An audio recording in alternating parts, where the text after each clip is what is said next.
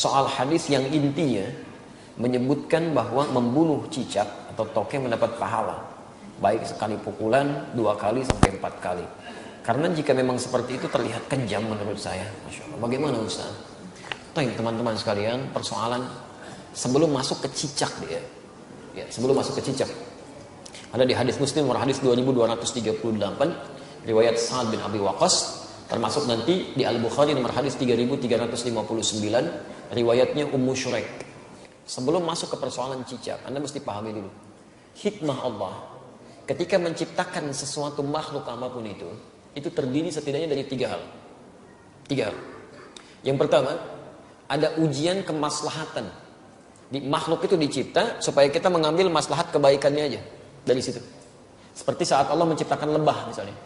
Allah ciptakan lebah, ya. Ketika diciptakan kan buat supaya kita ngambil madunya kan. Madunya ambil. Masya Allah, antum nggak pernah persoalkan lebahnya. Diambil manfaatnya dari madunya, dari sengatannya untuk obat dan sebagainya.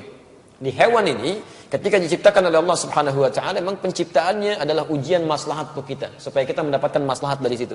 Setiap antum ambil, niat karena Allah, ada pahala di situ. Dan lebah menunaikan tugasnya sesuai dengan izin Allah Subhanahu Wa Taala dan perintahnya. Kedua, ada sebagian yang diciptakan oleh Allah Subhanahu Wa Taala sebagai ujian yang menghadirkan madarat di situ, supaya kita mengetahui ada keburukan yang harus kita hindari. Ada keburukan yang harus kita hindari. Misal, nyamuk diciptakan oleh Allah Subhanahu Wa Taala. Ketika diciptakan oleh Allah, mohon maaf untuk menunjukkan bahwa ada lingkungan yang kotor di situ, yang tidak bagus. Ada penyakit yang harus dihindari. Makanya ketika dia ditunjukkan oleh Allah, dia muncul fitrahnya, dia memang mesti, misal dieksekusi, dibunuh kan? Kenapa dia mesti dibunuh? Karena di lingkungan itu ada yang kotor, plus dia pun membawa kotoran yang mungkin bisa berpindah satu dengan yang lainnya. Di pelayanan kehidupannya, tasbihnya kepada Allah, memang khidmatnya untuk menunjukkan ada tanda yang kotor nih pada diri saya. Ada sesuatu yang buruk di lingkungan Anda. Jadi nyamuk itu ketika datang, dia membawa sesuatu yang baik untuk kehidupan kita. Cuman dilihat dengan persepsi yang kotor. Ini ada ujian madarat maksud kita. Ya. Ini ada yang kotor, yang gak bagus. Kita bunuh nyamuk di situ, menghilangkan kotoran yang ada di dalamnya. Tapi diciptakan oleh Allah untuk menandakan ada sesuatu yang harus kita hindari untuk kebaikan kita. Makanya ketika Allah menciptakan nyamuk ataupun lalat, ya Masya Allah turun ayat di situ. Quran surah kedua Al-Baqarah ayat 26. Posisi paling kanan, dari tengah sampai dengan ke bawah. Innallaha la yastahi ayyadriba mathalan ma ba'udatan fama fawqaha. Allah itu enggak pernah punya rasa malu. Kalaupun harus membuat perumpamaan dengan menciptakan nyamuk, karena di balik itu pasti ada kebaikan maslahat untuk kita. Jadi, kenapa antum nggak pernah tanyakan? Kenapa nggak tega membunuh nyamuk? Kenapa nggak mengatakan kejam membunuh nyamuk? Jadi persoalannya bukan bunuh atau tidak bunuh, itu ada ujian bagi kita yang menampilkan madarat di situ yang harus kita kemudian hilangkan. Kalau Allah nggak tampakkan, maka bahaya untuk kehidupan kita. Termasuk cicak. Cicak masuk pada ujian madarat di samping ujian keimanan. Ya, ada madarat. Bukankah ketika cicak datang menandakan bahwa banyak kotoran yang ada di situ? Ada bakteri E. coli yang dia bawa, ada kotoran-kotoran yang ada di sekitarnya. Yang dimakannya pun yang kotor juga. Apa makanan cicak? Nyamuk. Jadi ini menandakan bahwa ketika cicak hadir itu dia diciptakan oleh Allah, bukan diciptakan untuk dibunuh, diciptakan untuk menandakan ada madarat di sekitaran itu dengan kotoran-kotoran. Makanya diciptakan oleh Allah untuk menunjukkan ini ada yang kotor, ada yang gak bagus, termasuk dirinya sendiri. Maka Nabi menyampaikan riwayat Sa'ad bin Abi Waqqas, ya, qala anna Nabiy sallallahu alaihi wasallam, bahwa Nabi SAW amara qatlal waza', memerintahkan untuk membunuh cicak, dan ada pahala di situ. Bunuhnya cicak itu seperti kita membunuh nyamuk, untuk menunjukkan ada kotoran-kotoran di situ yang hikmahnya harus kita jauhkan. Memang diciptakan dia untuk menunjukkan itu, dan harus dibunuh dia. Harus dibunuh. Ketika Anda bunuh itu bukan cuma ada pahala di situ, tapi menghilangkan keburukan-keburukan yang mungkin muncul. Termasuk di situ mengusir keadaan-keadaan jin, karena jin senang di tempat yang kotor. Makanya saya bisa katakan kalau ada cicak tuh beberapa tempat, itu jin biasanya ada juga di situ. Karena senang di tempat-tempat yang kotor. Ya, senang di tempat-tempat yang kotor. Jelas di sini? Wasanna bi fuwaisiqa, dan Nabi menyebutnya dengan hewan fasik kecil. Hewan fasik kecil. Selain membawa kotoran, dia pernah juga meniup-niup api yang sedang membakar Nabi Ibrahim supaya semakin menyala.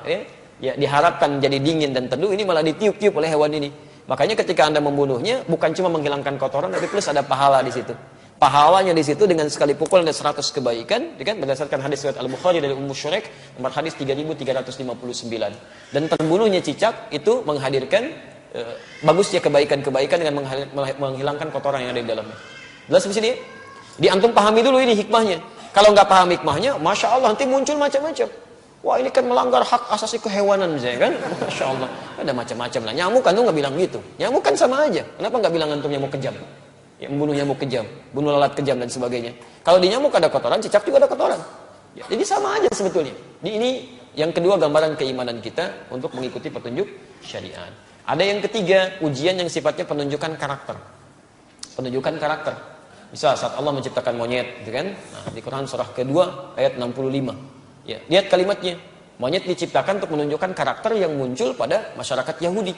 Ya, lihat. Wa qulna kunu qiradatan khasiin.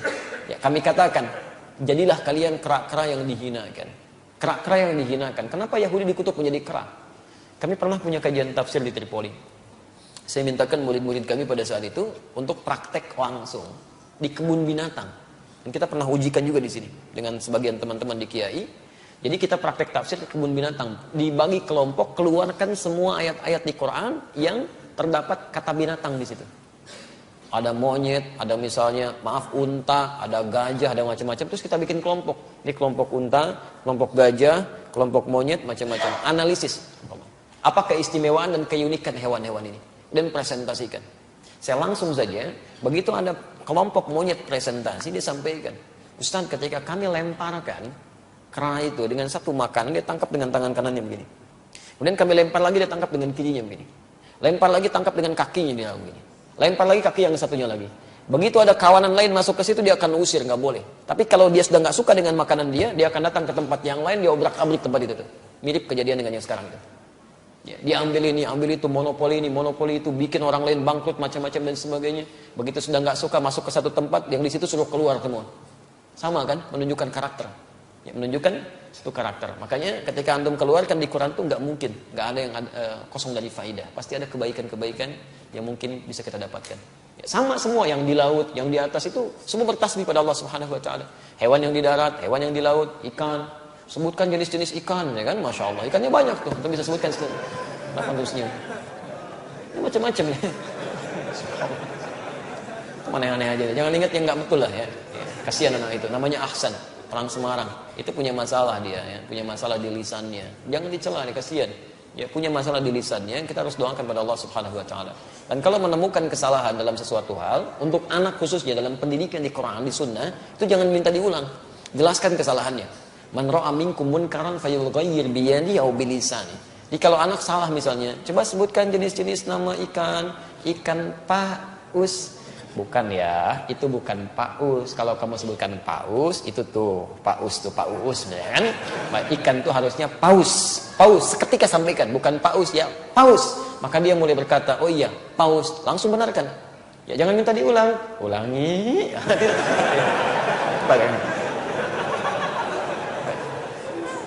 Kita tidak berbicara yang lain ya. Ini dalam konteks ini tidak terkait dengan masalah-masalah yang muncul ya.